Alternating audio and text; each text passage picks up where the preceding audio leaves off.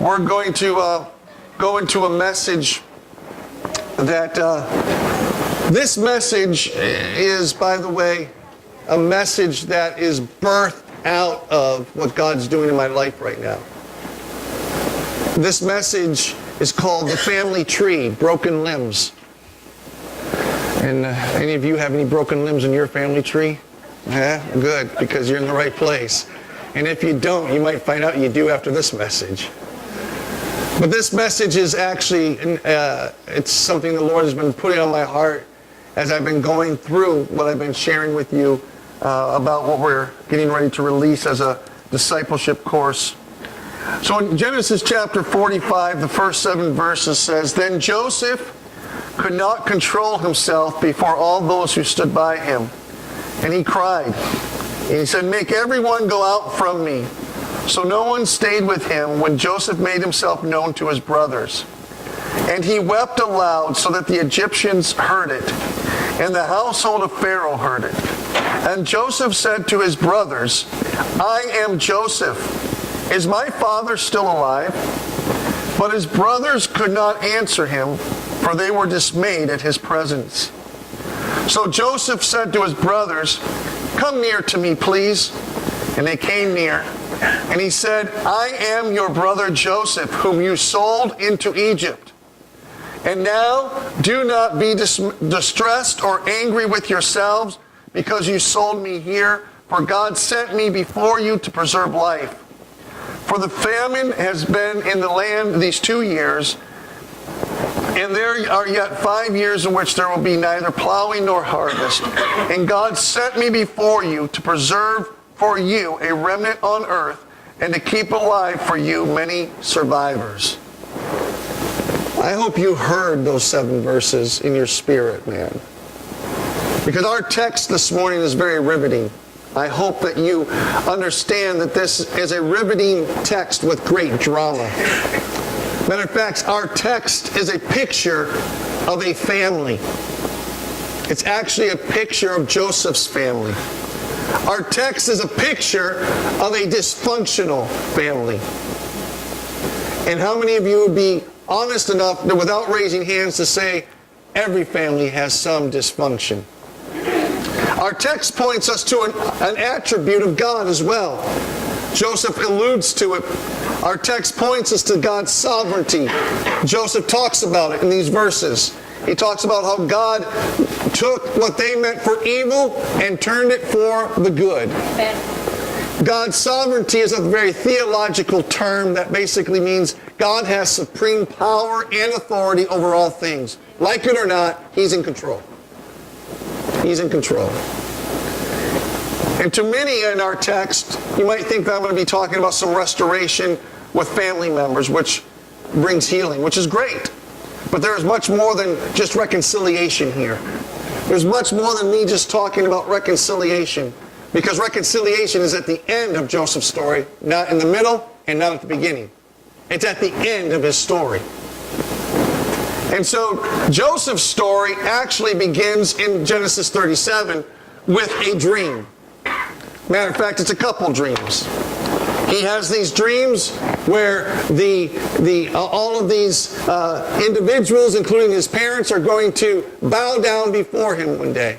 Now remember, he's probably mid to late teens. He might be close to 17 at this point. And he's the little brother of the family. He's the little brother. I know what it's like to be the little brother. I'm the little brother of 5 siblings, or 4 siblings, so 5 in the family. And so the little brother tends to get a lot of things handed down to him. Hand-me-down clothes, hand-me-down attitudes. Tends to take the beatings, right? But the one thing about Joseph in chapter 37 is we need to understand Joseph's lineage, because his lineage begins with Abraham. Now you say, why is that important? It's important because not because Abraham was the father of faith. We all know that, right? We all know the glowing part of Abraham's life. We all know that Abraham is the father of faith, and God said that He would bless every nation and every person as a result of that. But really what it's about, it tells us that his family tree has something that runs through it. Matter of fact, one of the things that has run through it that's consistent is Abraham's a liar. Abraham has a problem with lying. He lies several times, to the point where his lies actually put other people in jeopardy. God was getting ready to kill a king because Abraham lied and said that Sarah was his sister. And the king took Sarah to be his wife and part of his concubine because she was so beautiful. And Abraham lied. And then God convicted him. And even the king said, God, are you going to kill me for this guy's lie? He lied. And then Abraham has another person, and so does Joseph in the lineage, by the name of Jacob. His very name means liar and deceiver. By the time you get to Jacob from Abraham, the lying thread gets bigger. It grows. Some might call them generational curses. I'm not going there this morning. I tend to say it's part of the family tree. There's a root in the family tree of Abraham, Isaac, and Jacob where lying goes from a little lie or a lie to lying to where somebody's life was going to be possibly taken, to then Jacob becoming not just a liar, but being a deceiver. By the time you get to Jacob's sons, which are Joseph's brothers, it's increased to a whole nother level. It's increased to a whole nother level. Joseph may have been born into the family of faith, but he was born into a family of great brokenness and sadness. Lying, jealousy, secrecy, and of course betrayal. How would you like to live in that family? And some of you say, I did. That's okay. It's okay. Because if you really took an inventory of your family tree, and just your family, your family, your nucleus family, you would know that it wasn't perfect. You would know that there was dysfunction. You could speak to it, not to bring it out because you're trying to shame anybody. But if we're going to heal in our souls, we need to understand where we came from. If we're going to heal in our souls, we need to understand how we were raised. You remember Joseph had some dreams? Yeah. His brothers had something else in mind, didn't they? Yeah. Turn to a couple chapters before 45 to chapter 37. And what you'll see in chapter 37 of Genesis is his brothers had an altogether different plan than bowing down to him and giving him homage.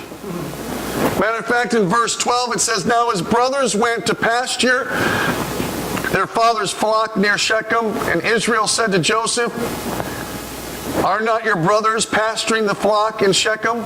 Come, I will send you to them. And he said to him, Here I am. So he said to him, Go now, see if it is well with your brothers and with the flock, and bring me word. So he sent him from the valley of Hebron, and he came to Shechem. And a man found him wandering in the fields, and the man asked, What are you seeking? He says, I am seeking my brothers. He said, Tell me, please, where are they pasturing the flock? And the man said, They have gone away, and I heard them say, Let us go to Dothan. So Joseph went after his brothers and found them in Dothan. They saw him from afar, and before he came near to them, they conspired against him to kill him. Those are some great brothers. They said to one another, Here comes this dreamer. Come now, let us kill him and throw him into one of the pits.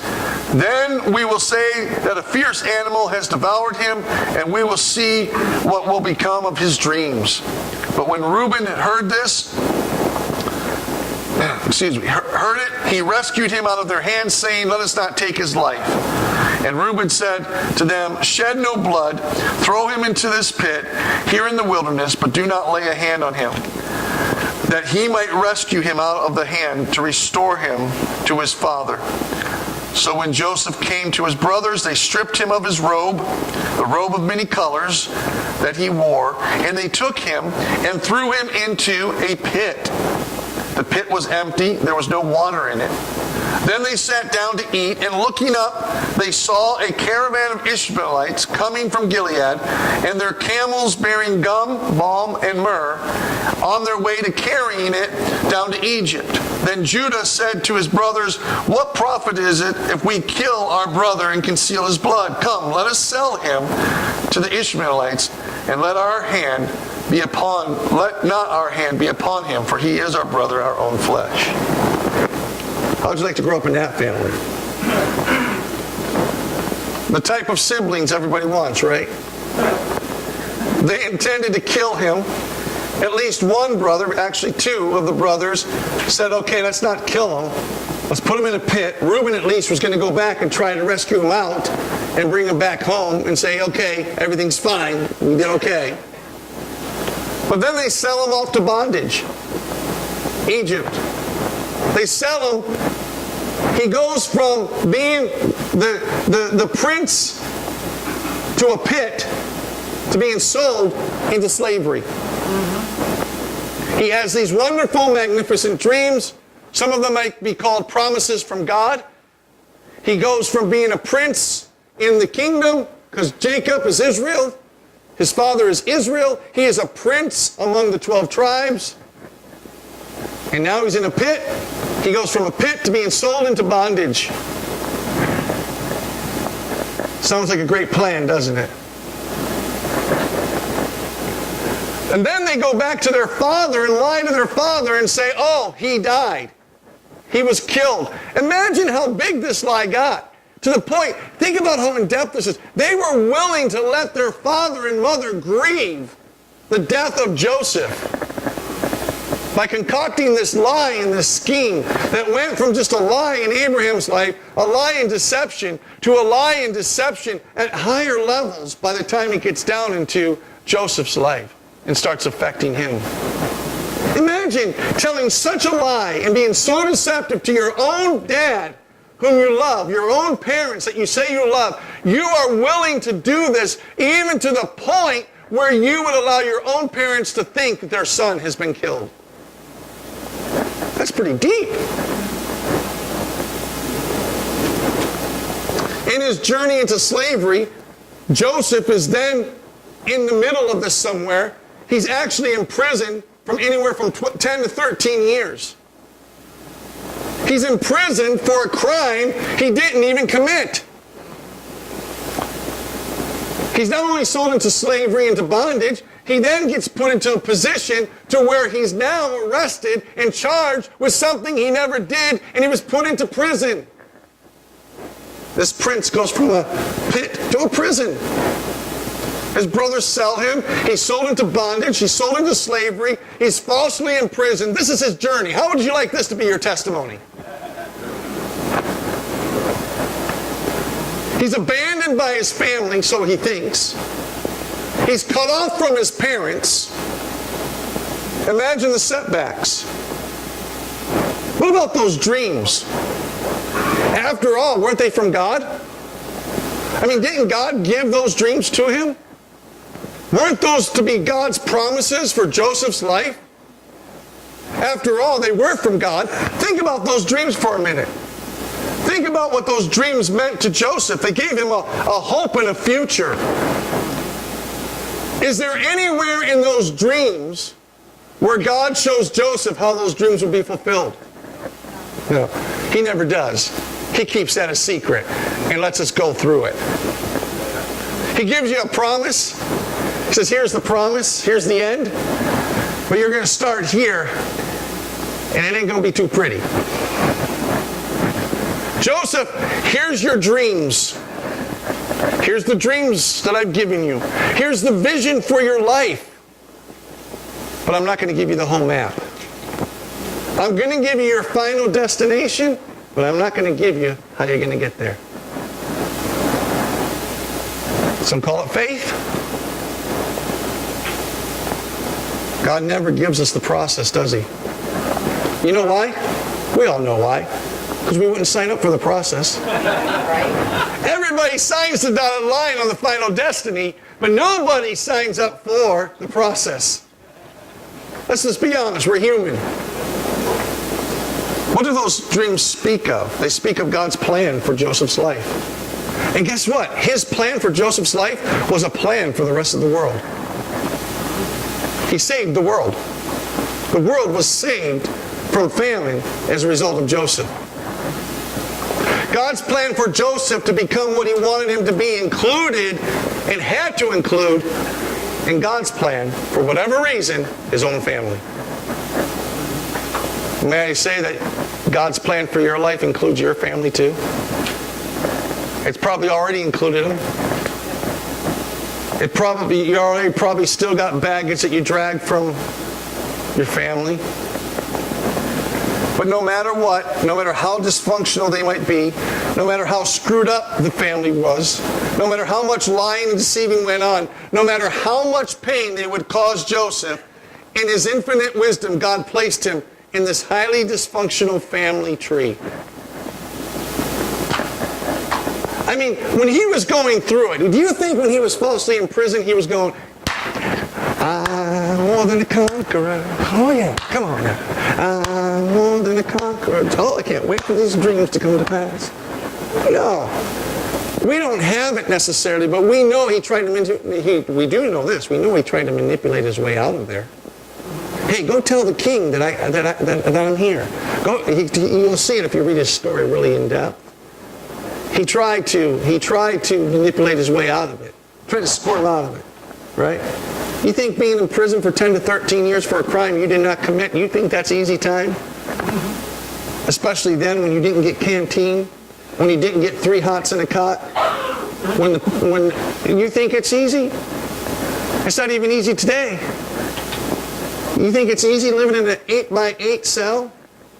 Do it. 1, 2, 3, 4, 5, 6, 7, 8. So from the edge of here to the edge of here is your living quarters. This space is your living quarters. That's in a prison right now. And it's 8x8 this way. So basically, this whole square with a little toity over here is where you live when you're in prison. You think he was rejoicing, going, hallelujah? No. You know he was human, right? You think he struggled with his brothers, thinking of them? What would you think of in that 8x8 cell if you got a chance to see them again? Can we be, let's laugh about it because we know our hearts.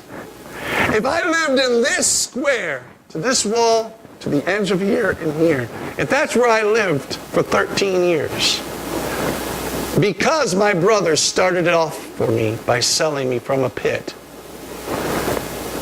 and you ever had a thought about ever seeing them again, how would you think? Oh, I can't wait to hug them, to see their face and give them, bring them close to me, just tell them how much I love you. Right? You don't think that's going to happen, do you? No, he's thinking about, if I ever see them again. But during that time, God was doing something. God was breaking that stuff in him. God was getting him ready for not just that day, but for what the dreams were going to do, when they were going to come to pass. It took one act of painful unkindness by his family that led him to up to 17 years of pain. One act, one unkind act from his family, from his bloodline, from his own siblings, caused Joseph to have upwards of 17 years of pain. What did that one act of painful behavior and betrayal lead to? It led to years of pain, years of loneliness, years of heartache. Can you imagine wondering, I wonder if Dad's looking for me? I mean, Israel's pretty popular. Israel was pretty popular still. Jacob was still known. I wonder if he's pulling some strings. Oh, I wonder if he's searching me out. I wonder if my brothers are, maybe they feel sorry and they're looking for me now and realize they did a really bad thing. And imagine maybe day by day thinking, maybe this is the day that they'll open it up, and when I get to go out, my dad's standing there. Maybe a feeble old man by now, but he's standing there and he sought me out. He didn't leave me alone. He couldn't wait to see me again. Maybe my brothers, maybe one of them slipped up and said, we really didn't kill him. We sold him to the Ishmaelites. He's in Egypt somewhere. Imagine that hope deferred. The Bible says hope deferred makes the heart happy. It makes it sick. It means you're depressed. You're discouraged. You want to end it. 8 by 8. They're feeding me nothing but junk. It's not like they're feeding me the delicacies from the Pharaoh's table. I'm getting slop pushed into my cell. I don't have a toilet. In that day, I go in a little trough that just runs out. And they're pushing in the slop on the same floor that I walk on, that I do everything else on. I wonder if Dad's coming. I wonder if he's pulling some strings. I wonder if I'm going to be rescued. I wonder if my brothers said they're sorry. Maybe one of them dimed themselves out and said, hey, this was a bad thing we did. Let's make it right. Think there was some heartache there? You think there was some hope deferred? Do you think it was hard to hang on to the dreams? Do you think it was hard to hang on to a vision? Years of discouragement. How many setbacks did he have? How many years in bondage? How about this? How many years of confusion? Those are my brothers. How could they do that to me? How could they have hurt me like this? What were they thinking? Was I really that bratty of a brother? Couldn't they have just beat the crap out of me and just left it there? Why did they have to do this? Do you think that, I wonder if he even went, can you tell me why? You've never been there, I know, but Joseph in an 8 by 8 cell has. Can you tell me why, God? Can you tell me why you put me in that dark place? In that pain? Can you tell me why my brother... Here's the other thing. Why didn't you intervene? You ever ask God that? The false accusations that led him to prison? All seemingly at the hands of his siblings. All seemingly at the hands of his family. What kind of family is that? What kind of family lives like this? All of the years of living in a lie, all of the years allowing their parents to grieve, all of the years of walking in guilt and shame. Oh, sure, sometimes you can desensitize yourself when you do something to somebody else, and you can just deny it to a point where you can actually believe the lie over the truth. But all of these years walking in guilt and shame because of the pain that was inflicted upon somebody else. How about all those years of jealousy? All the years of hatred. They hated him because their father favored him. He hadn't done anything really to them except for share his dream. And you ever want somebody to take your legs out from you, share the vision of God for your life to them. Especially those close to you. Oh, really? You? Are you kidding? There's no way. We grew up with you. We know what you were like. We know what you did. Not only do we know what you did last summer, we know what you did every day. And you're going to do... what? God said this... What? Tell him your dream. Tell him your vision. You'll see how much love you get. All of those years of resentment his brothers had, all of those years of abuse. What kind of family is this? It's Joseph's family. He comes by, you're talking about, he's coming from the greatest lineage of all, Abraham. the father of faith. He came from, he grew up as royalty. He grew up as somebody special. He was a prince who ends up in a pit and goes from a pit to a prison. It's a long way off that palace from the prison, I can tell you that.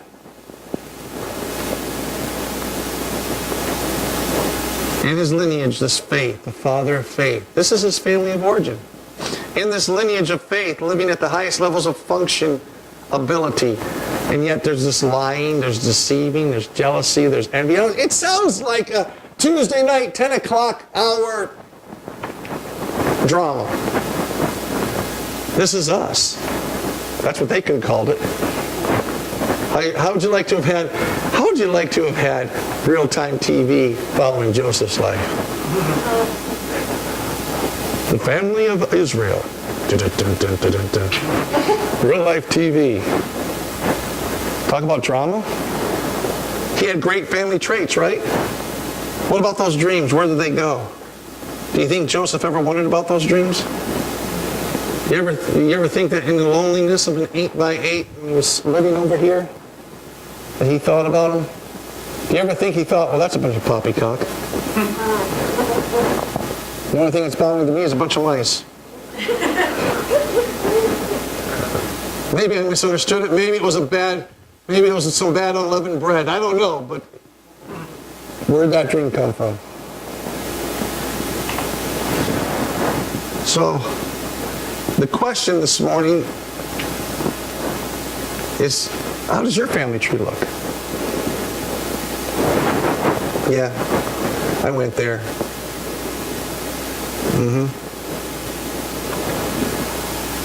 Maybe some of the branches are pain or deceit. Maybe some of the branches are lying, abuse, jealousy, envy, loneliness, bondage. Maybe it seems like your family tree should have been cut down a long time ago. It's rotten to the core. Isn't it funny that a tree can be dead for up to 10 years before you see it dead? Did you know that? Because the tree, you know what dies first in a tree? The heart. The heart's the very core of the tree, and sometimes it takes up to 10 years for that to make its way out to show you that the tree is actually dead. Dead trees walking. No fruit. Wondering why I'm planted, I got some roots, but why am I not fruitful? Have you ever wondered that about your spiritual life? Don't shake your head and don't say yes or no. Because if you have, you're a candidate for what we're trying to do in February.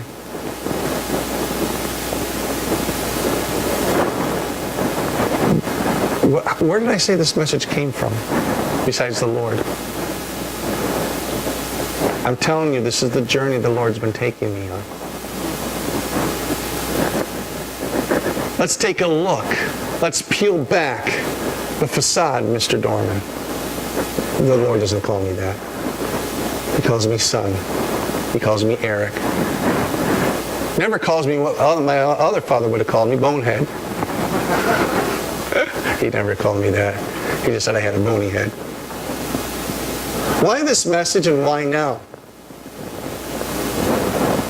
Because you see, our families of origin have great influence in the person that we have become.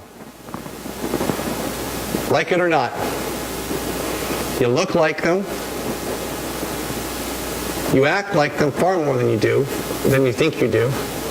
I get told weekly how much I walk like my dad.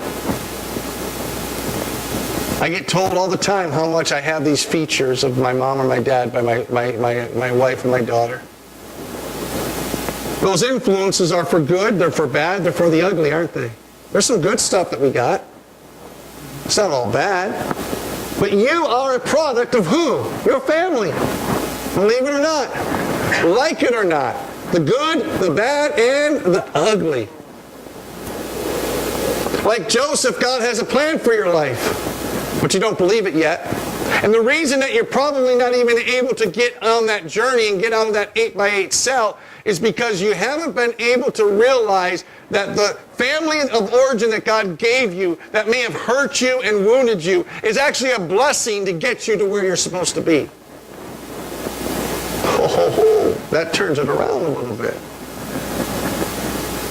The very family that caused you heartache and pain and dysfunction and shame, and even maybe took your last name in the town that you grew up in or the city you grew up in, and it had a negative connotation to it. That family that was your family of origin that God used to bring you into this world and to develop you, even all the pain, all the suffering, all the good things, all of the ugliness, God was using that to get you to your destiny.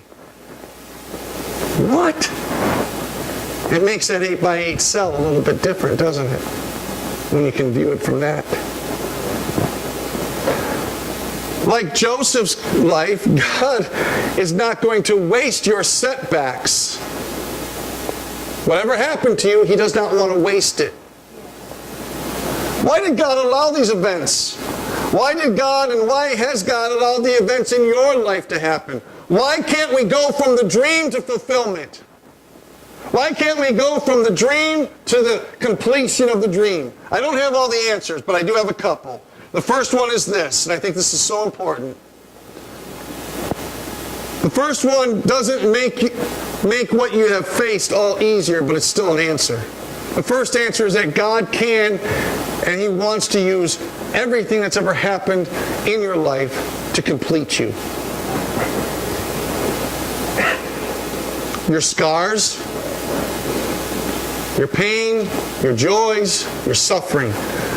He wants to redeem you fully. He wants to redeem you fully. Look to somebody and say, He wants to redeem you fully. See, the heart of the matter, and this is going to hurt, but the heart of the matter lies within you, though. Not within God right now. It's within. We say, what do you mean by that? I can't hear myself. You're right. It means that you have to be willing to surrender the pains of your past to God so He can heal you and get you to where He wants you to be. Oh, surrender. Oh, that's just a bad word. There's two S words in the Bible that people struggle with. Submission and surrender. Right? I was sharing with our sister May about, in my job that I hear people say to me all the time, they said, Eric, I wasn't arrested, I was rescued. Because many of them, that's what happened. They were rescued, they were on their way to dying if they wouldn't have been arrested. And I said, so what happened? You know what? When they came to the house with the warrant, I just went like this and said, I surrender. Take me, I'm ready to go. It lies within you. You have to do something. Every time Jesus healed somebody, He made them do something. Did you know that? I'm going to go deep today. Is that okay? I hope you brought your boots. Every time Jesus healed somebody, He made them do something. Go show yourself to the priest. Go do this. Go do that. Don't do this. Don't do that. Right? You can read it. Tell me if I'm wrong. If you're going to heal in your soul, which I'm going to explain to you what your soul is in a minute, you're going to have to do something. You're going to have to surrender the pain, which means you have to surrender your right to retaliate. You have to surrender your right to hold on to it and punish them. You're going to have to surrender your right so that God can heal you. Because once you come to a place of surrender, and you say, take all this nastiness, goodness, and ugliness that I grew up with or that has happened in my life at the hands of other people, I surrender my rights to you, and I'm asking you now to show me how you're going to heal me and use this for your glory and my good. If you came to feel better today, I guarantee you can when you walk out of here. Right now you're not, but we'll get there. Are you willing to surrender the mistakes? And by the way, some of the setbacks and some of the pain and some of our reactions are our own that have caused us to be set back from going on to what God has for us. Are you willing to surrender those mistakes, those sins, those setbacks, those disappointments to God? Are you willing to surrender that or what has God or what has been done to you by others to God? Are you willing to surrender all of the baggage of your family tree to the Lord? And if you are willing to do so, you are now willing to take the first step toward healing. Not a physical healing, a healing of your soul. You might be born again, your spirit man secure in heaven. You've heard me say this, I'm going to say this a lot. But you may have seen God heal even physical pains. But I submit to you this morning that the most Christians that I know throughout the United States of America and probably the world, but most Christians I know going to church this morning live without their soul ever being healed. And yet it's the soul that David talked most about. The soul is the seat of our emotions.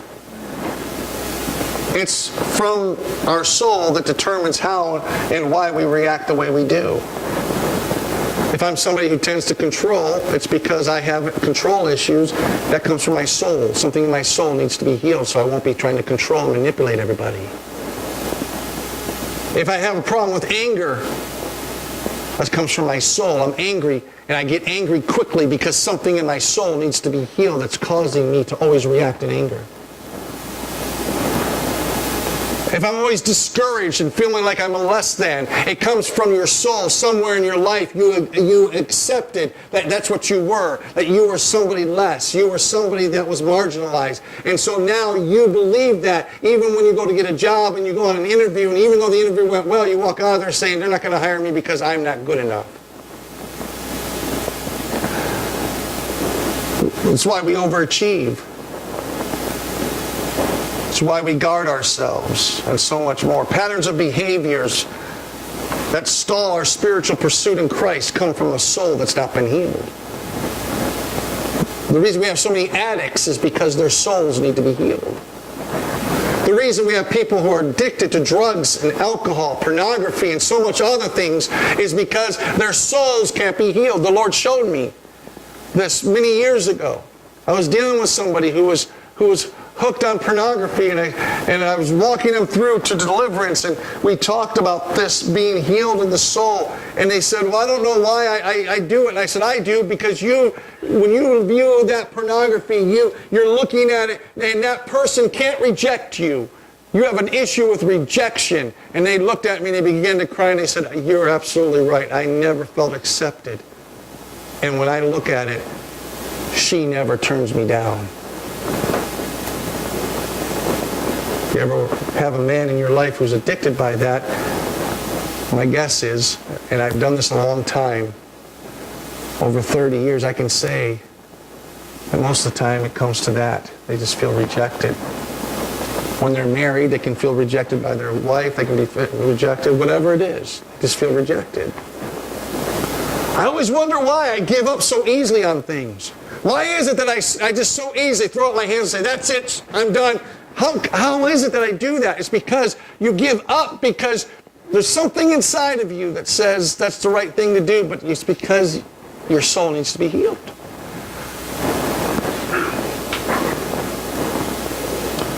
I give up on marriage. This is my fourth marriage.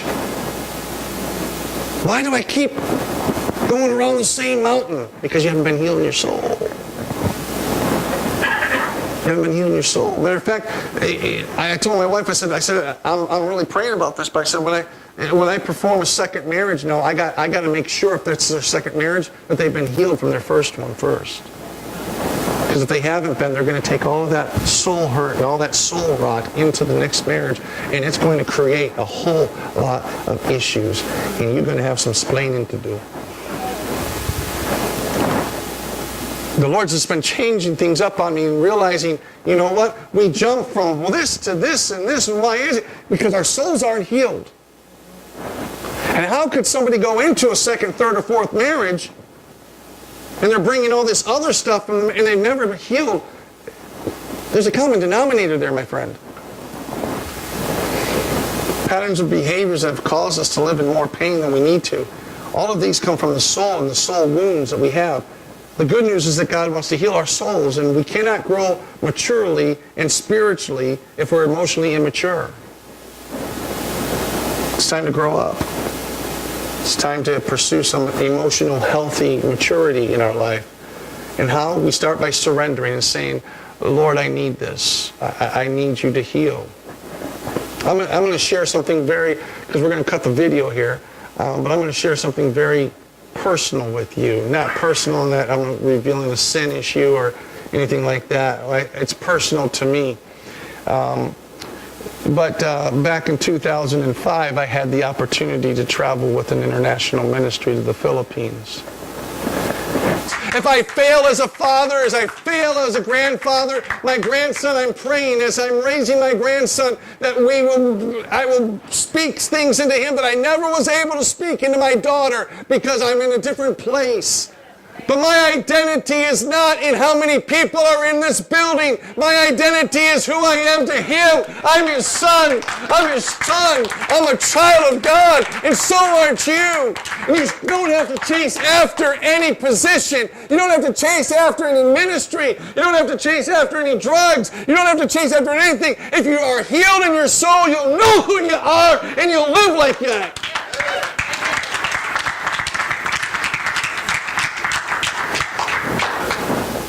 That's why we're offering. That's why it's so. You say, listen, I'm not begging you to take it. I don't. Whether you take it or not, it's between you and the Lord.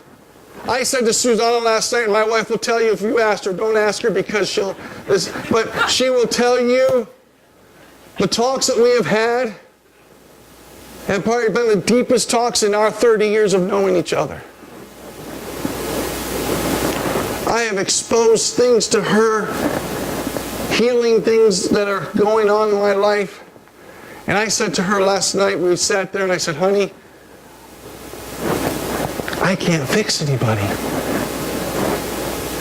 And I'm good with that. Yes. Turn to somebody and say, he can't fix you. And then turn to somebody else and say, that ain't his job. I'm good with that today. I'm good with that. I can't fix your marriage. Oh, I can pray for it and I can love you through, but I can't fix it. Only you and Jesus can do that, man. And that's if you got the guts to do it. Because it's going to take some work. I can't fix you unless you're willing to surrender your family tree to him and say, okay, I accept the fill in the blanks. I accept it. I don't like it, but I accept it, and I believe you're going to turn it around and you're going to heal me, and I'm going to be your son regardless of what took place back here. I'm still your child. I'm still your daughter. I'm still your son. I'm going to live like it. But you can't live spiritually mature if you're emotionally immature. And if you're always backing out of your marriage, or you're always backing out of relationships, or you're always reacting in this negative emotional stuff, you'll never grow spiritually until you know where it comes from, get it healed, and move on. It won't happen. So my question is simply this. Are you ready? Yes. Are you ready?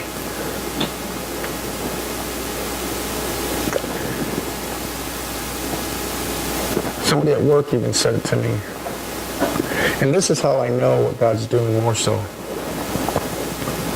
They came up to me and they said, something's been different for the past couple of weeks about you. I know that you're a Christian. I know that you know Jesus. But something's different. Because I said, oh, that's interesting. When you sit with Jesus in the morning and in the evening, and you say nothing and let him say everything, it'll change your life. We are so consumed about telling Jesus everything that he already knows. But we have little time to sit and just let him speak to us things that we don't.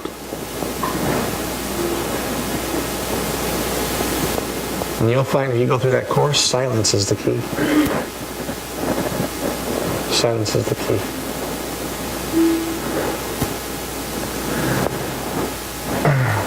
So what gives us entrance into Jesus healing our soul? communion. Understanding that Jesus died for us. Understanding that Jesus... I don't think I'm going to invite people back up here because this is too sacred of a moment right now. So let's keep them down there because it'll be disruptive to what's going on here. Sorry. As you know, we slow our roll when it comes to communion because communion's sacred. We're taking into our hands elements that are sacred, not that this plastic is sacred, but what it represents is sacred. We're taking into our hands the representation of a body that was broken for us, that was destroyed for you, whose every pore blood poured out of for you. As you heard me say months ago, how dare we rush to the communion table when our hearts aren't right, when we're taking such a sacred moment. We have access to our souls being healed through the body and the blood of Christ. If anybody knows what it's like to be broken totally, it's Jesus. Our brokenness is our brokenness. You know what I found is, and by the way, I've also found that there is a very, my circle of people that I trust has gotten smaller during this time because I only share my brokenness and my vulnerability with people that can handle it and who won't judge me, but will love me through it. Tell me what I need to hear, absolutely. Not what I want to hear. So what I want to hear is, you're so good. You're just so awesome. You're just so wonderful. So don't you. And we should tell each other how much we are encouraged. But what gives us access and gives us any hope to ever being healed in my soul, there are things that I've discovered I won't get into. There are things, patterns of behavior in my life at 53 that God is working on in me that come from my family of origin, that I realize I'm just like this. I got that from my family. I don't want that. And you see, this isn't something new for me because I remember back years ago when I was a late teen, the Lord began to show me patterns that He wanted me to pray about that would be broken in my life. I don't want to go into the generational curse aspect of it. I want to talk about our bloodline. I want to talk about our lineage. And I want you to come to a place one day of accepting and being able to go around your family and be free to be who you are, regardless of what they have done or said or think about you. That you can walk around them and be free to be who you are. Because you're free in Christ. You're healed. They can no longer hurt you. They can no longer bring that pain to you again. So we have this communion cup. We have the representation of a body that was broken for us, broken beyond recognition, beaten beyond recognition, destroyed. And a cup that's filled with grape juice that represents the blood of Jesus that poured out, that sealed the transaction between God and us, that we are His sons and His daughters. Shouldn't we take a moment just to pause and ready ourselves? Not to make this a religious part of our service or because we are good old-fashioned spirit-filled church and we do it once a month. We fulfill our mandate for communion. Shouldn't we pause?